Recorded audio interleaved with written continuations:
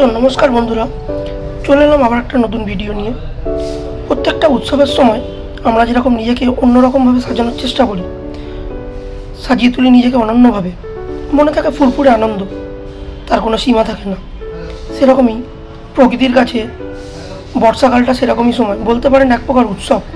গাছ নিজেকে সাজিয়ে তোলে নতুন রকম করে, ঢেকে রাখে নিজেকে সবুজ আবহাওয়ায়।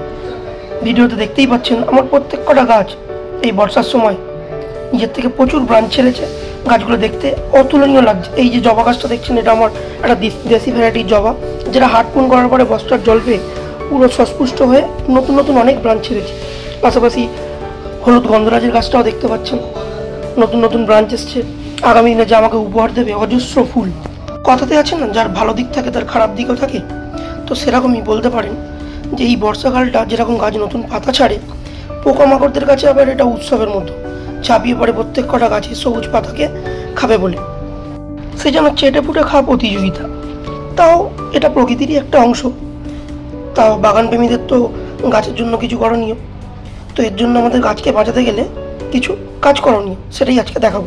দেখতেই পাচ্ছেন ভিডিওতে আমি আমার স্প্রেয়ার জারটায় জল ভরছি, ওষুধ মিশিয়ে গাছগুলোকে স্প্রে করবো বলে, যাতে আগামী দিনে পোকামাকড়ের হাত থেকে আমার গাছগুলোকে আমি বাঁচাতে পারি। স্ক্রিনে যেটা দেখতে পাচ্ছেন, এটা হচ্ছে আমার একটা 2 লিটারের স্প্রে জার। যেখানে যে ওষুধটা আমরা ইউজ করছি সেটা হচ্ছে কনফিডার। এটা যে কোনো জাতীয় চোষক পোকা বা কীটপতঙ্গ যারা পাতা চিবিয়ে খেতে ভালোবাসে তাদের ক্ষেত্রে খুব ভালো কাজ করে। এর পরিবর্তে আপনারা জৈবিক হিসাবে কাকাও ইউজ করতে পারেন, ওটাও খুব ভালো ওষুধ। এখানে আমরা 2 লিটার জলের ক্ষেত্রে 3 ml ইউজ করব। তো 2 ml নেবার পরে আমরা একটা স্প্রেয়ার জারের মধ্যে সিরিঞ্জের মাধ্যমে দিয়ে দেবো। দেখতেই পাচ্ছেন আমি মেপে নিচ্ছি। ভালো করে পরিমাপটা ভালো করে দেখে নেবেন, কারণ ওষুধের ডেফিসিয়েন্সি হলে গাছের ক্ষেত্রে প্রবলেম আসতে পারে।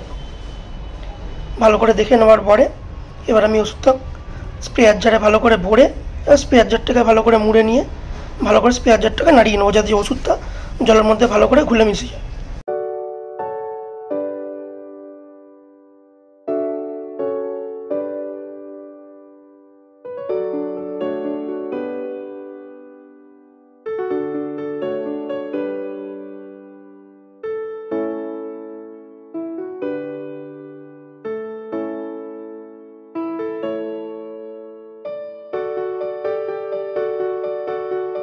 এবার এটা সুন্দর করে আমরা প্রত্যেক কটা গাছে বাগানে স্প্রে করে দেবো, যাতে গাছ নিজের চারিদিক থেকে একটা রক্ষা কবচ বলতে পারেন তৈরি করে রাখতে পারে, যাতে পোকামাকড় যখনই আসে সেই রক্ষা কবচে আটকায় এবং আমার গাছ আগামী দিনে সুস্থ সবল থাকে এবং ফুলে ফুলে যেন ভরে থাকে।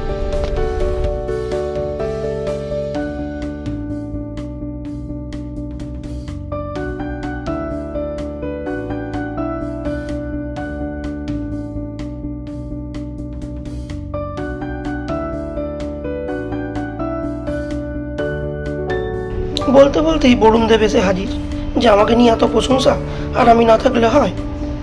তাই বৃষ্টি চালু হয়ে গেল, আর এই বৃষ্টির মধ্যে গাছে ওষুধ দেওয়া মানে ওষুধটাই অপচয় করা। ব্যাস সকালে ঘুম থেকে ওঠার পরে চলে গেলাম ছাদে, গিয়ে যে গাছগুলো আমার ওষুধ দেওয়া বাকি ছিল সব কটা গাছে, এবং আগের দিন রাত্রিরে যে গাছগুলো ওষুধ দিয়েছিলাম সেগুলো তো অল্প বিস্তর দিয়ে দিলাম, কারণ আগের দিন রাত্রিরে বৃষ্টিতে যা ওষুধ দিয়েছিলাম তা প্রায় সব ধুয়েই গেছে। তো ওষুধ দেওয়ার সেই ওষুধের কোনো মানেই থাকে না।